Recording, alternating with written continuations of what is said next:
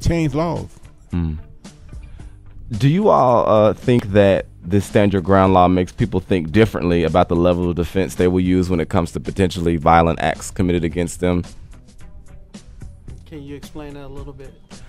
Okay. Do you think that just because people know there's a stand your ground law, do you think that that will give more people an incentive to kill? Just because they say, well, there's a stand your ground law, and they know that when they're approaching a situation. And do you think that that may give people a much higher incentive to kill somebody? In my state, they trying to pass a law where people can take guns into your churches and stuff and carry guns. If you start doing that, it's going to be a lot of this cases like that happen in Florida. You got people that carrying guns in their churches, and when they got a gun, little thing happen, you got a gun, what are you going to do? You're going to use it. Most likely people are going to use it. Something happened to them, and they use it. Well, I do believe that yes, David E. Reddick. I mean, these stand your ground laws, it's a touchy thing, especially from a political standpoint. You got to understand Florida does have a high crime level, but Florida's not the only state with the stand your ground law. Detroit doesn't have a stand your ground law, and it's rough out there. Philly doesn't have one. It's kind of rough out there too. I mean, we got to look at who they're writing the laws for and why they're writing them. Who are they trying to support? Honestly, I think these laws, were more in the South because the South has more land to protect and stuff. So I think it probably came from, you protecting your land and you protecting stuff like that. I don't think it was more of a, I think people were breaking in people's houses and stuff like that. The reason, I know where I'm from, Maryland. So the gun laws in D.C., Maryland, Virginia area that surrounds me are very tough. Like, you pretty much can't have a gun unless you get, of course you have to get a permit and stuff like that. And I think too, Zandra, that maybe because there's so much, all the federal stuff is in that area, Maryland, Virginia, DC, you got the White House, you got the Pentagon, you got the Washington Monument, you got the Capitol, you got military bases and stuff up there, CIA and all that stuff. So I think maybe that could be the reason why. The mentality of the areas. The mentality of the areas. Zandra was saying, you got the land right, that land mentality, that's prominent in the South. People are more, in the South, as a politician, you don't speak against gun law. You won't get elected again. In places like California, if you talk about pro-guns, you might not get elected again. It's the states that are more liberal. Like in California, it's like she was saying, it might take a year to get a pistol permit. Out here, it takes about 20, 30 minutes. As long as you don't have a felony, you go to the sheriff's office, pay you $20, and then you get you a pistol permit.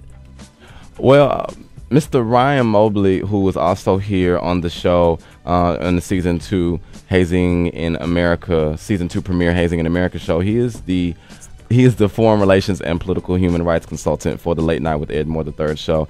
And I asked him why did he feel that there was such an outrage in the Trayvon Davis shooting. And he says, quote, "There is an immediate outrage because of the simple fact that every black person knows the justice system by now. They know that if the situation were in reverse, the black man would be in jail by now, not even fighting for his life, because a gun and a bag of Skittles will never be a valid comparison." I want to know, do you all think that had these roles been reversed, say for instance, let's just play out this scenario here. If an African-American man had, let's just say if George Zimmerman was Trayvon and Trayvon was George Zimmerman, if the tables were turned, do you think that there would be as much anger? Do you think there would be as much outrage? My question is this. All right, with this law, how much blood was shed that we don't know about? How much blood is shed that there is no outcry about? How much is not being covered? Because I think a lot more people have gotten shot and killed and everything else. And, and I think, the roles being reversed, I think is highly likely, just looking at statistically, if you're a black man and you go to court, you're gonna get a harsher sentence and you're gonna spend more time in jail, just statistically as a black man, versus being any other race. So I think that's definitely a part of it. But how much isn't being covered? How many people are we not marching for that we should be? That's my question. I do believe that it probably would have been a different outcome, just simply because of the simple fact you have to look at it.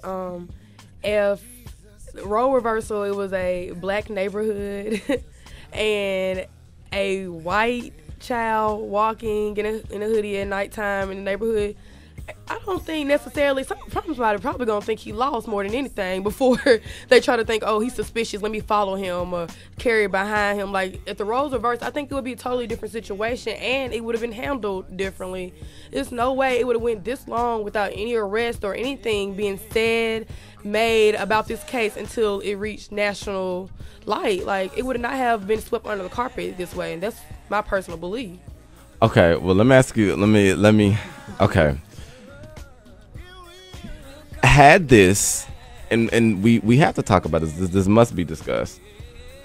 Had a Caucasian 17-year-old, been murdered by an African American man, okay, because this does happen, and it has happened, do you think people would have been as upset?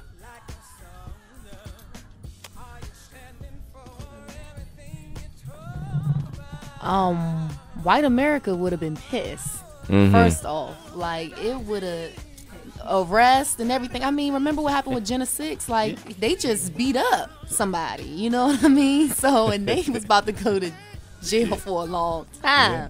So, killing, it would have went down. Like, do you think then and there, it would have been. Do you think there would have been as much national support for this Caucasian individual had he been murdered by an African American man in this same situation? I think the African American person would have been put in jail right away. Mm-hmm. And I really do think that would happen. Well, no, not necessarily in that. Do you think he would have been put away? I'm saying, do you think there would have been as much support for instance, people are in much support for Trayvon Martin's family because they feel that this possibly may have been an issue of racial profiling. My question is, do you think that there would have been as much support for a Caucasian boy's family had an African American man shot him in cold blood? I don't think it would have even came out, because you know what? If it would have been a black man, there wouldn't have been a question. Is he going to be charged? Is he going to be arrested? It wouldn't have got to this point. He would have been guilty until proven innocent. He would have been convicted by now. Okay, it wouldn't have been. They wouldn't have had to march and do all of this in the hoodie and all. It wouldn't have got to this point. Period. That injustice just doesn't happen that way. We don't see it because you know what? In most cities you go to, the police chief is white, the sheriff is white, most police officers are white. So, of course they're gonna take care of their own people. I mean, and then the thing is, I'm not saying that because the other guy, he was a Latino brother, so I'm not saying that it's because he was white. You don't think that other races, other ethnic groups look out for each other as well as a whole? I think they do. Because at the end of the day, what's right is right and what's wrong is wrong. You're not going to be able to see color in every situation. Like, if you're a parent and you're hearing this story and someone has lost their child over something senseless as, Skittles and carrying a tea in a neighborhood in a hoodie, if you're human and you have a heart, you're going to feel some type of way about that. You're going to have some type of compassion. You know what I mean? You're going to be able to relate to the situation. Earlier this week, Robert De Niro made a statement in regards to the race of the possible future first ladies, such as Ann Romney and the rest of the presidential candidates' wives. He says that America may not be ready for a white first lady. And I remember when Newt Gingrich was being interviewed by Piers Morgan on CNN a couple days ago, Newt Gingrich basically said, had this statement been made about an African American first lady, there would have probably been riots. And strangely enough, and Ann Romney basically said that she took it as just what it was, a joke, and that she said basically that there does not need to be an apology for every single thing that is said, that it was a joke. Now, my question is this: do you think that minorities are given this pass, PASS, to do and say certain things because of America's history with minorities?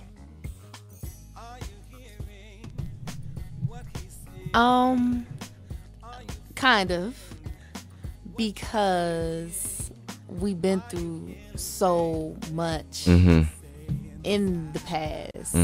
So I think it's like things have always been looked at in a negative way when it's talked about a minority. So I think that's why it's more of a, when you say something about a minority and you're not a minority, it's a problem. Yeah, we can talk about minorities and talk about minorities, but if, like a white person says something about a black person, it looks like it's more derogatory. When it may not have been in that nature, it may have been in good taste, but that's just not how it's looked at. But I know some, and I want to get into it about politics, but I know some most like, you say Romney, people like Republicans. Mitt Romney? Yeah. You say stuff, and then they come back and apologize about what they say. Oh, I was just saying that as a joke. Don't take it personally, Well, why you say it in the beginning? So why you say it in the beginning if it's not personal? Huh? You come back and say, like Newton saying about Barack, it's a food stamp for president. Then you come back and apologize about it. Come on, why you say it? If you don't mean it, I got a problem with that. I think America has an open wound, and until we deal with it and admit that it's a problem, we're never gonna heal. Our history ain't sparkly clean. We ain't, we haven't been as pristine as we pretend to be. I mean, from the inception of this country, there's been some dirty stuff done. It's been done to the Indians, the Native Americans. It's been done.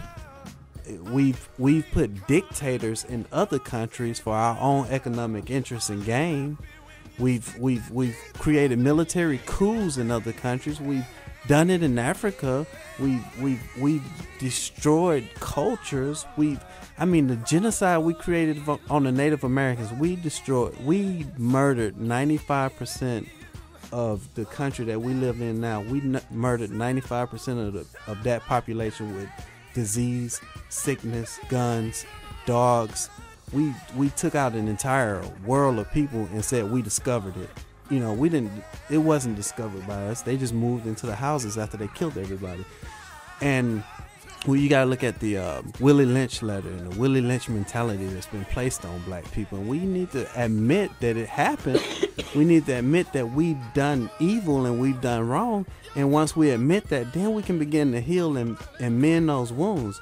But until we can admit that, all right, we made some mistakes, all right, everything's not perfect, then we're going to continue to have these kind of discussions. We're going to continue to have these kind of problems, and it's going to continue to. We can't make statements about another race because we haven't healed yet. We haven't even admitted we sick. It's like having stomach cancer and refuse to go to the doctor because you're thinking if I just ignore it, it'll go away. So what do you think will come about? What do you think will begin to happen? What kind of statements you think will be made once that healing that you were talking about does come to pass? It's like anything else. It's like, when you find out your dad got kids by another woman, it's gonna be anger, error. You might cry a little bit, but once it comes out and comes to the surface, then you can begin the healing process and you can begin to grow. And through that, I think it'll be a tighter bond. It'll be a better bond, and I think we'll become more of a one-person nation. We'll become more of a melting pot, and we'll actually get along better. But we just don't want to admit that we have problems. It's like having an alcoholic parent that don't want to admit they drink. It's there. It's an elephant in the room, but we just don't want to see it. Well, it is 18 minutes past the hour here on 91.9 FM WLJS. You're listening to Late Night with Ed Moore III, the Trayvon Martin case. We'll be right back after this commercial break.